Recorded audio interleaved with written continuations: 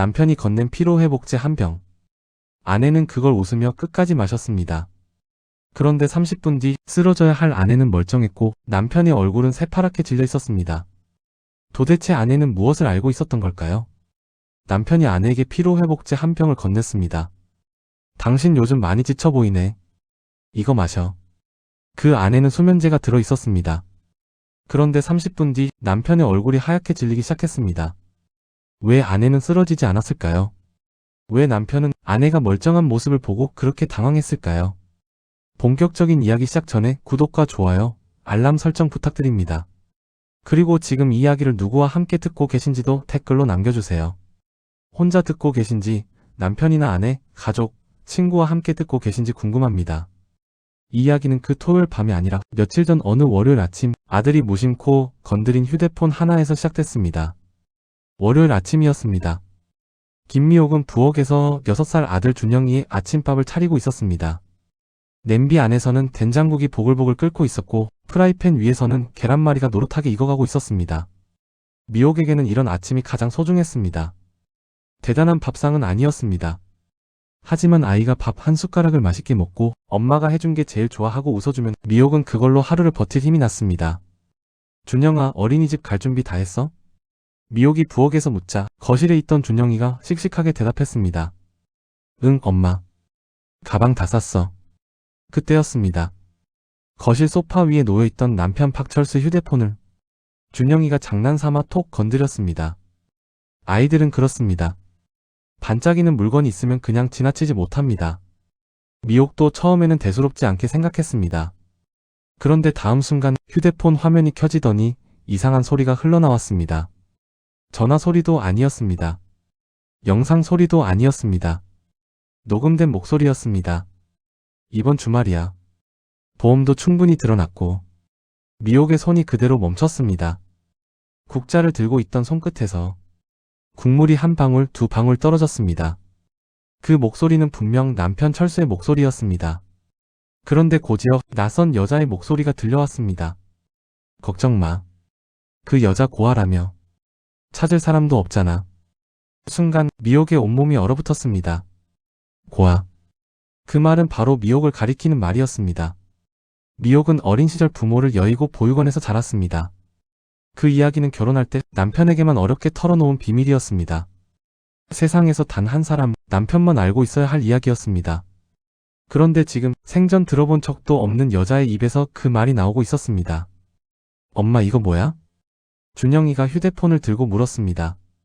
그 순간 미옥은 정신이 번쩍 들었습니다. 아무것도 아니야. 엄마가 볼게. 미옥은 황급히 휴대폰을 받아들었습니다. 그리고 녹음을 껐습니다. 바로 그때 부엌 바닥에 국자가 떨어졌습니다. 쨍그랑. 날카로운 소리가 집 안에 울렸습니다. 그리고 화장실에서 들리던 샤워 물소리가 뚝 멈췄습니다. 남편이 나오려는 것이었습니다. 미옥의 심장은 미친 듯이 뛰었습니다. 그녀는 떨리는 손으로 휴대폰을 다시 소파 위에 내려놓았습니다. 잠시 뒤 철수가 수건으로 머리를 닦으며 화장실에서 나왔습니다. 무슨 소리 났어? 평소와 다름없는 목소리였습니다. 미옥은 애써 웃으며 대답했습니다. 아, 국자를 떨어뜨렸어요. 괜찮아요. 철수는 다정한 얼굴로 말했습니다. 조심하지. 다치면 어떡해. 여러분, 이 말을 듣는 순간 미옥의 마음이 어땠겠습니까? 방금 전 휴대폰 속에서는 아내의 보험 이야기를 하던 사람이 눈앞에서는 다정한 남편처럼 웃고 있는 겁니다. 그날 미옥은 처음으로 남편의 얼굴이 낯설게 느껴졌습니다. 아침밥을 먹는 동안에도 철수는 평소처럼 행동했습니다. 오늘 저녁엔 된장찌개 먹을까? 당신이 끓인 게 제일 맛있잖아. 예전 같았으면 웃었을 말이었습니다.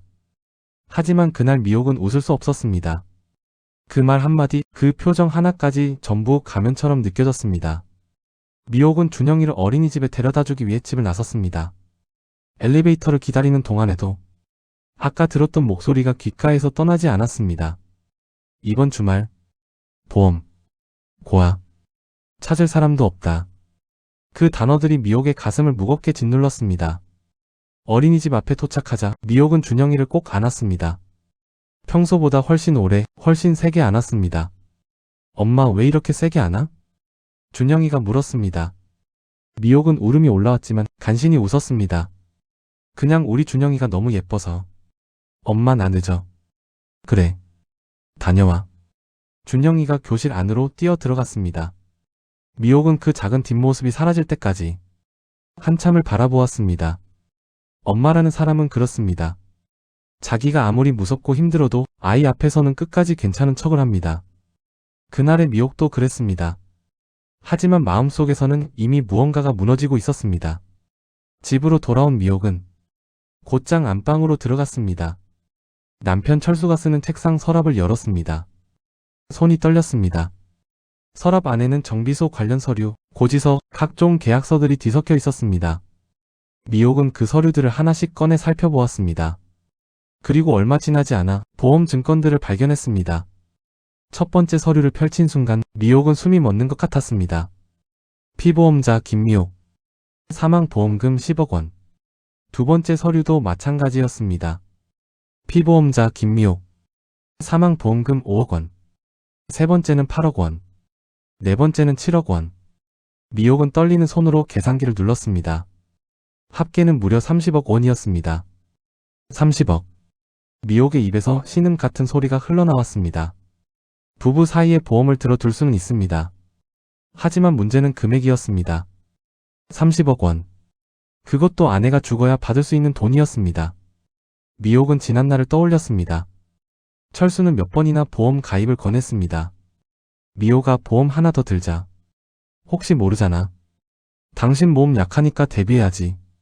미옥은 그 말을 사랑이라고 믿었습니다. 나를 걱정해주는구나. 우리 가정을 지키려는 거구나. 그래서 의심 없이 서명했습니다. 그런데 이제 보니 그 보험은 미옥을 지키기 위한 것이 아니었습니다. 미옥이 사라진 뒤 철수가 돈을 받기 위한 준비였습니다. 미옥은 보험 서류를 움켜쥔 채 화장실로 달려갔습니다. 변기 앞에 주저앉아 구역질을 했습니다. 하지만 아무것도 나오지 않았습니다. 속에서 올라오는 것은 분노인지 공포인지 배신감인지 알 수 없었습니다. 거울 속에는 창백한 얼굴의 여자가 서 있었습니다.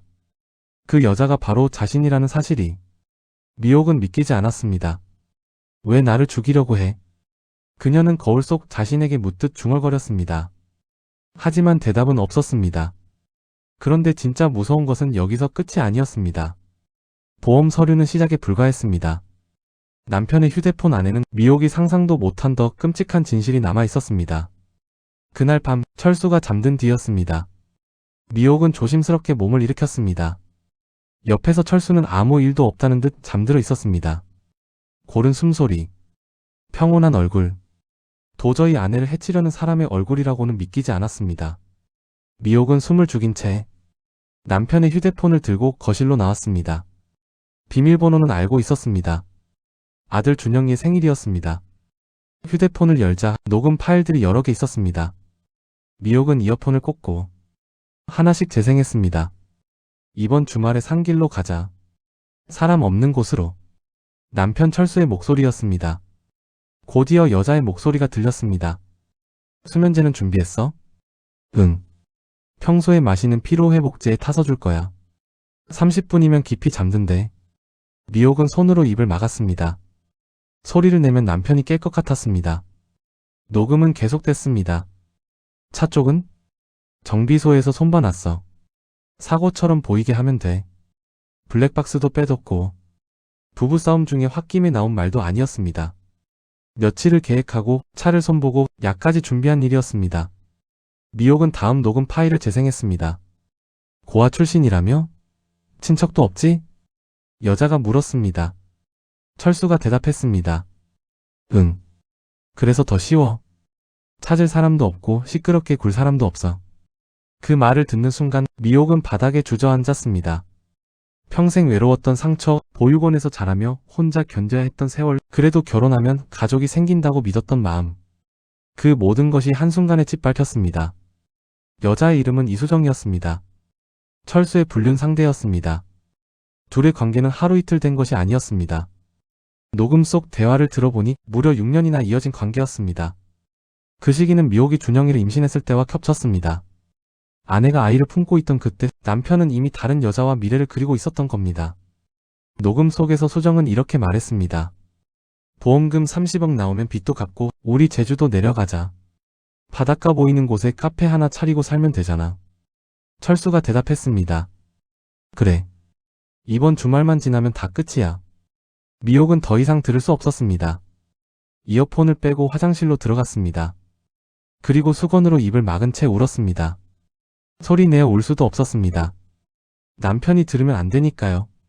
내 집 안에서 내 남편 옆에서 내가 죽을지도 모른다는 사실을 알고도 소리 한 번 못 내고 우는 겁니다. 그날 밤 미옥은 한숨도 자지 못했습니다. 경찰에 신고해야 할까? 하지만 남편이 눈치채면 어떡하지? 계획을 앞당기면 어떡하지? 오늘 밤이라도 무슨 짓을 하면 준영이는 어떻게 되는 걸까?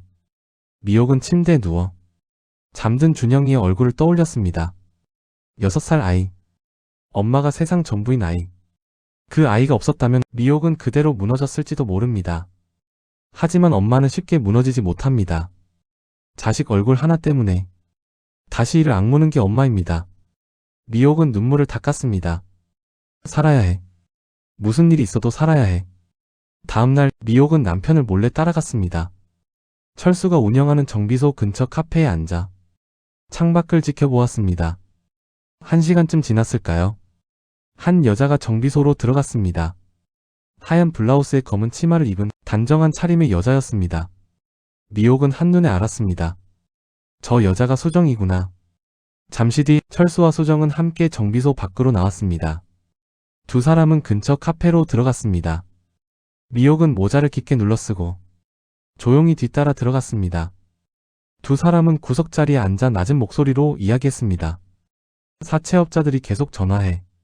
미치겠어. 철수가 말했습니다. 수정은 그의 손을 잡으며 말했습니다. 조금만 참아. 이번 주말 지나면 다 끝나잖아. 그래.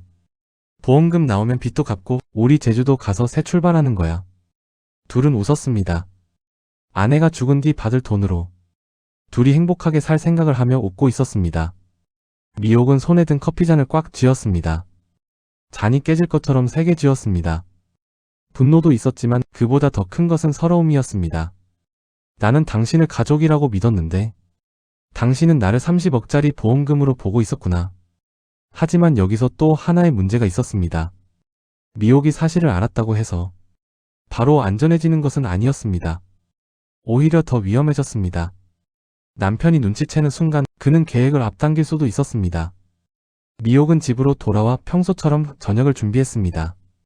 그날 저녁 철수는 아무 일도 모르는 얼굴로 퇴근했습니다. 다녀왔어. 어서 와요. 손 씻고 오세요. 미옥은 최대한 평소처럼 말했습니다. 밥상 앞에 앉은 철수는 다정한 목소리로 물었습니다. 당신 요즘 좀 피곤해 보이네. 이번 주말에 바람 쐬러 가자. 내가 좋은데 데려갈게. 미옥의 가슴이 철렁 내려앉았습니다.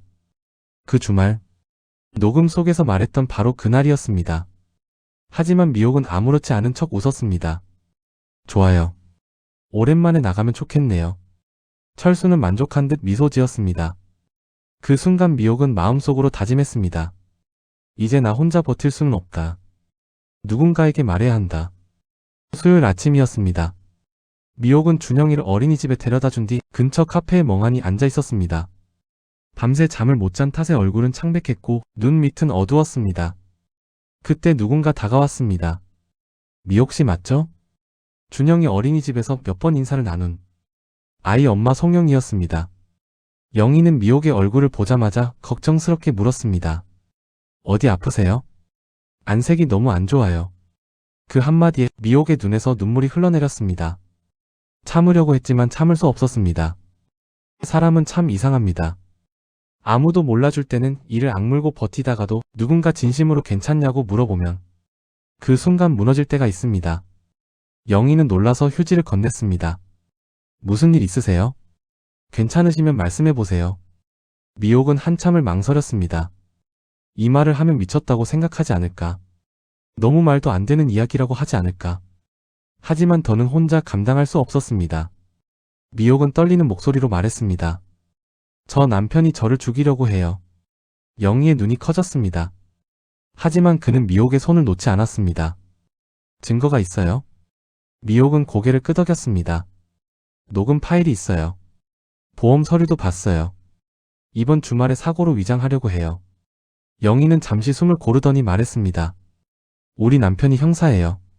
지금 바로 연락할게요. 그 순간 미옥은 처음으로 혼자가 아니라는 생각이 들었습니다. 세상에 아무도 없다고 믿었는데 처음으로 누군가 손을 잡아준 겁니다. 잠시 뒤 영희의 남편 장동석 형사가 찾아왔습니다.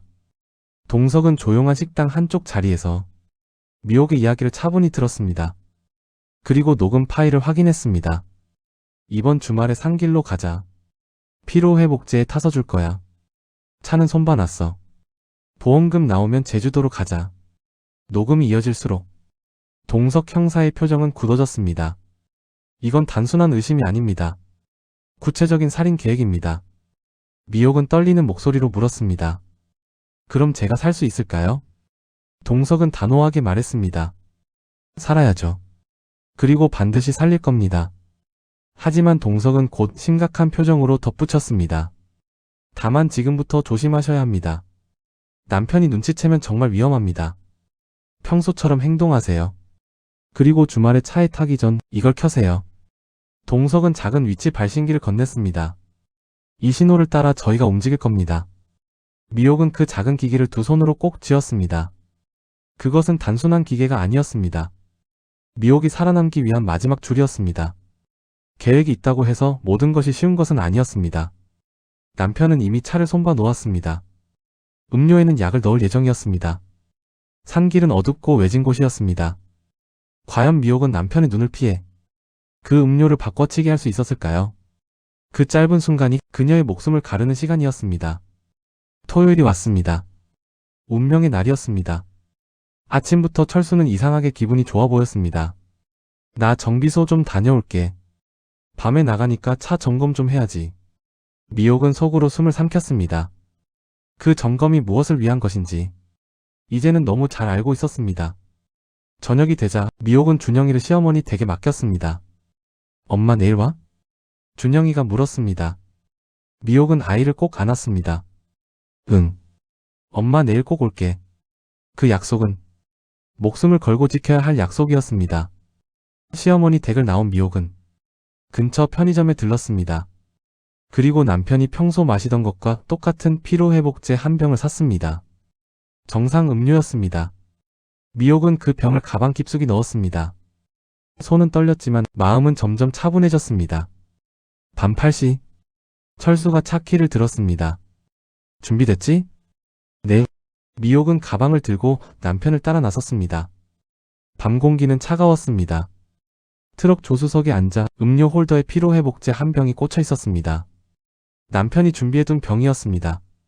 미옥의 심장이 세차게 뛰었습니다. 철수는 운전석에 앉아 시동을 걸려 했습니다. 그때 미옥이 말했습니다. 여보, 나 잠깐 화장실 좀 다녀올게요. 철수가 눈살을 찌푸렸습니다. 아까 안 갔어? 갑자기 좀 급해서요. 금방 올게요. 미옥은 차에서 내려 아파트 안으로 들어가는 척했습니다. 그러다 슬쩍 뒤를 돌아보았습니다. 철수는 차 밖에서 담배를 피우며 휴대폰을 보고 있었습니다. 바로 그 순간이었습니다. 미옥은 가방에서 자신이 산 음료를 꺼냈습니다. 그리고 조심스럽게 트럭 조수석 문을 열었습니다. 음료 홀더에 꽂힌 병을 빼고 자신이 산 정상 음료를 넣었습니다. 단 몇 초였습니다.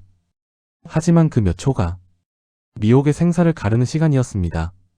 미옥은 다시 아파트 안으로 들어갔다가 아무 일도 없었다는 듯 나왔습니다. 다녀왔어요. 철수는 의심하지 않았습니다. 그래. 출발하자. 트럭이 어두운 도로를 달리기 시작했습니다. 같은 시각 산길 입구 근처에는 동석 형사와 팀원들이 대기하고 있었습니다. 발신기 신호 들어오면 바로 움직입니다. 차 안의 공기는 무거웠습니다. 그들도 알고 있었습니다. 조금만 늦어도 한 사람의 목숨이 위험해질 수 있다는 것을요. 트럭 안에서 철수는 기분이 좋아 보였습니다. 오랜만에 둘이 나오니까 좋네. 미옥은 창밖을 바라보며 짧게 대답했습니다. 네. 차는 점점 도심을 벗어나 어두운 산길 쪽으로 향했습니다. 가로등은 줄어들고 주변은 점점 조용해졌습니다. 10분쯤 달렸을 때 철수가 음료 홀더를 가리켰습니다. 그거 마셔. 당신 요즘 피곤해 보이잖아. 드디어 그 순간이 왔습니다. 미옥은 음료병을 집어들었습니다. 그 병은 자신이 바꿔놓은 정상 음료였습니다. 하지만 철수는 그 사실을 몰랐습니다. 한 번에 쭉 마셔. 그래야 효과가 있어. 철수는 아내의 손끝을 뚫어져라 보고 있었습니다. 미옥은 숨을 깊게 들이쉬었습니다. 그리고 병뚜껑을 열었습니다. 꿀꺽, 꿀꺽. 그녀는 남편이 보는 앞에서 음료를 단숨에 마셨습니다. 철수의 입가에 미소가 번졌습니다. 그는 생각했을 것입니다. 이제 끝났다. 이제 30분만 지나면 된다. 하지만 진짜 반전은 이제부터였습니다. 미옥은 남편이 앞만 보는 틈을 타 가방 안쪽에 넣어둔 발신기를 켰습니다. 작은 신호가 어둠 속으로 날아갔습니다. 대기 중이던 경찰차 안에서 팀원이 외쳤습니다. 형사님, 신호 잡혔습니다. 동석 형사가 낮게 말했습니다. 출발합니다. 거리 유지하세요. 경찰차는 조용히 트럭 뒤를 따르기 시작했습니다. 트럭 안에서는 시간이 흘렀습니다. 10분, 20분, 30분. 철수는 계속해서 미옥을 힐끔힐끔 쳐다보았습니다. 이상했습니다. 아내가 전혀 졸려하지 않았습니다. 고개가 떨어지지도 않았고 말이 어눌해지지도 않았습니다. 오히려 눈빛은 점점 더 또렷했습니다. 철수의 손끝이 떨리기 시작했습니다. 당신 졸리지 않아? 미옥은 천천히 고개를 돌렸습니다. 아니요. 전혀요. 철수의 목소리가 흔들렸습니다. 음료 다 마셨잖아. 네. 당신이 마시라고 해서 다 마셨어요. 그런데 왜? 철수는 말을 끝맺지 못했습니다. 그때 미옥이 조용히 물었습니다. 왜요? 철수의 얼굴이 굳었습니다. 미옥은 남편의 눈을 똑바로 바라보았습니다. 제가 졸려야 하나요? 그 한마디에 트럭 안의 공기가 얼어붙었습니다. 철수는 그제야 무언가 잘못됐다는 것을 깨달았습니다. 그는 급히 차를 도로 옆에 세웠습니다. 어두운 산길 한가운데였습니다. 주변에는 사람도, 가게도, 불빛도 거의 없었습니다. 철수가 낮은 목소리로 물었습니다. 너 알고 있었어? 미옥은 떨리지 않는 목소리로 대답했습니다. 당신이 나를 죽이려 했다는 거요? 철수의 눈빛이 순식간에 변했습니다. 다정한 남편의 얼굴은 사라졌습니다. 거기에는 궁지에 몰린 사람의 얼굴만 남아 있었습니다. 그 순간 트럭 뒤쪽에서 파란 불빛이 번쩍였습니다. 경찰차였습니다. 철수는 백미러를 보고 얼어붙었습니다. 네가 신고했어? 네. 미옥은 조용히 대답했습니다. 나 혼자 죽으러 나온 줄 알았어요. 곧이어 확성기 소리가 울렸습니다. 박철수 씨, 시동을 끄고 차에서 내리십시오. 경찰입니다. 하지만 철수는 순순히 내리지 않았습니다. 그는 갑자기 시동을 다시 걸고 엑셀을 밟았습니다. 트럭이 앞으로 튀어나갔습니다. 당신 뭐 하는 거예요? 미옥이 소리쳤습니다. 철수는 앞만 보며 외쳤습니다.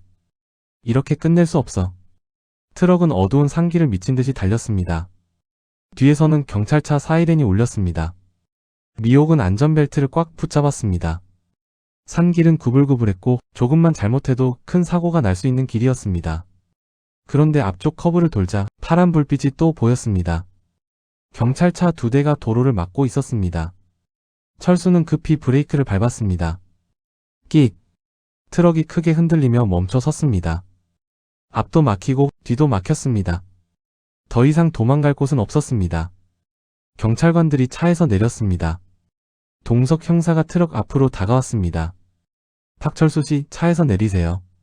도주할 곳 없습니다. 철수는 운전대를 꽉 쥐고 떨었습니다. 그러다 천천히 문을 열고 밖으로 나왔습니다. 경찰관 2명이 다가가 그의 팔을 붙잡았습니다. 박철수 씨, 살인미수 및 보험사기 혐의로 체포합니다. 차가운 수갑이 철수의 손목에 채워졌습니다.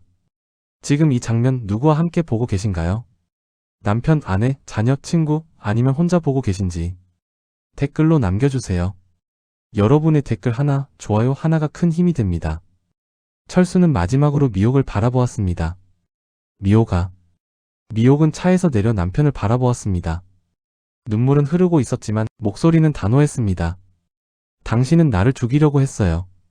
준영이 엄마를, 당신 아내를 돈 때문에 없애려고 했어요. 철수는 아무 말도 하지 못했습니다. 미옥은 다시 물었습니다. 준영이는요? 엄마 없이 자랄 준영이는 생각해봤어요. 철수는 고개를 떨궜습니다. 그에게는 어떤 변명도 남아있지 않았습니다. 그런데 이 사건은 여기서 끝난 게 아니었습니다. 진짜 뒤에서 함께 웃고 함께 계획을 세웠던 여자. 이수정 역시 빠져나갈 수 없었습니다. 같은 시각 수정은 자신의 집에서 여행 가방을 꺼내놓고 있었습니다. 그녀는 철수에게서 연락이 오기만을 기다리고 있었습니다. 옷까지 몇 벌, 화장품, 중요한 서류들을 가방에 넣었습니다. 제주도로 내려가 새 삶을 시작하겠다는 생각에 수정은 이미 마음이 들떠 있었습니다. 남의 가정이 무너지고 한 여자가 죽어야 얻을 수 있는 미래를 그녀는 아무렇지 않게 꿈꾸고 있었습니다. 그때 초인종이 울렸습니다. 띵동. 수정은 순간 얼굴이 밝아졌습니다. 철수가 보낸 사람인가 아니면 드디어 연락이 온 건가 싶었습니다. 그녀는 서둘러 현관으로 갔습니다. 하지만 문을 열자 그 앞에 서 있던 사람은 철수가 아니었습니다. 형사들이었습니다. 이수정 씨 되십니까? 수정의 얼굴이 굳었습니다. 네, 그런데요. 형사는 차분하게 말했습니다. 박철수 씨 아내 살인미수 공모 혐의로 긴급 체포합니다. 수정은 뒤로 한 걸음 물러났습니다. 무슨 소리예요? 저는 몰라요. 저는 아무것도 몰라요. 하지만 형사는 준비해 온 녹음 파일 일부를 들려주었습니다. 피로회복제에 타면 모를 거야. 보험금 나오면 제주도 가자. 고아라며. 찾을 사람도 없잖아. 그 목소리는 분명 수정 자신의 목소리였습니다. 수정의 얼굴에서 핏기가 사라졌습니다. 그건 그냥 농담처럼. 형사는 말을 끊었습니다. 사람 목숨을 두고 농담하지 않습니다. 수정은 그 자리에서 주저앉았습니다. 철수가 시킨 거예요. 저는 그냥 말만 한 거예요. 이런 사람들은 마지막에 꼭 이렇게 말합니다. 나는 몰랐다. 나는 시키는 대로 했다. 나는 직접 한 게 아니다. 하지만 남의 죽음으로 돈을 나누려 했다면 그 역시 죄입니다. 수정은 결국 수갑을 차고 집을 나섰습니다. 조금 전까지 제주도에 갈짐을 싸던 사람이 이제는 경찰서로 향하게 된 것입니다. 남의 눈물 위에 지으려던 새 인생은 그날 밤 그대로 무너졌습니다. 경찰서 조사실에서 철수는 경제적으로 힘들었다고 변명했습니다.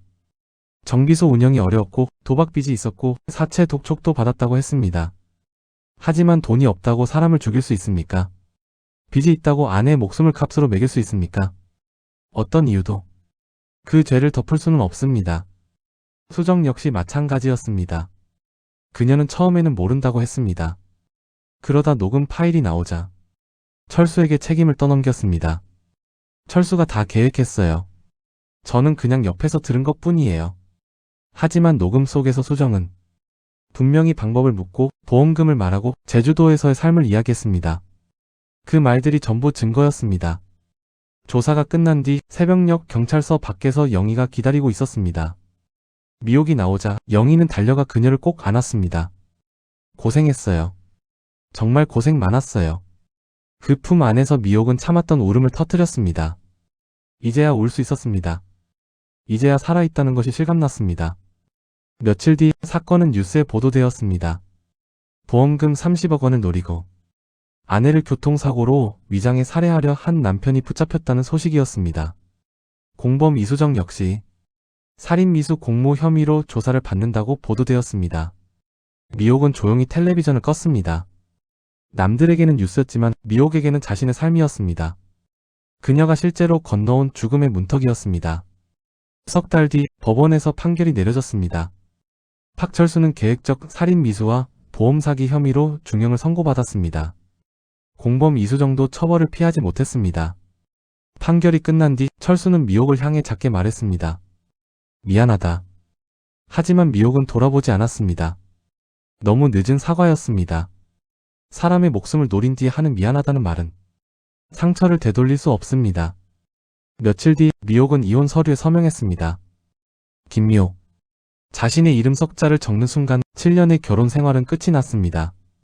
하지만 이상하게도 그것은 끝이라기보다 시작에 가까웠습니다. 미옥은 작은 원룸에서 준영이와 새 삶을 시작했습니다. 돈은 많지 않았습니다. 앞으로 어떻게 살아야 할지도 막막했습니다. 하지만 그녀에게는 살아있는 오늘이 있었습니다. 그리고 지켜야 할 아이가 있었습니다. 어느 날 밤 준영이가 물었습니다. 엄마, 우리 둘이만 살아? 미옥은 아이를 꼭 안아주었습니다. 응. 엄마랑 준영이랑 둘이 살 거야. 엄마가 꼭 지켜줄게. 준영이는 엄마 품에 얼굴을 묻었습니다. 그 작은 온기가 미옥을 다시 일어서게 했습니다. 사람이 다시 살아가는 힘은 거창한 데서 오는 게 아닙니다. 내 손을 잡아주는 아이 하나, 내 이름을 불러주는 사람 하나, 내일 아침에도 일어나야 할 이유 하나. 그런 작은 것들이 사람을 살립니다. 이후 미옥은 미용 기술을 배우기 시작했습니다. 처음에는 가위질 하나도 쉽지 않았습니다. 손은 서툴렀고 나이 들어 새로 배우는 일은 생각보다 만만치 않았습니다.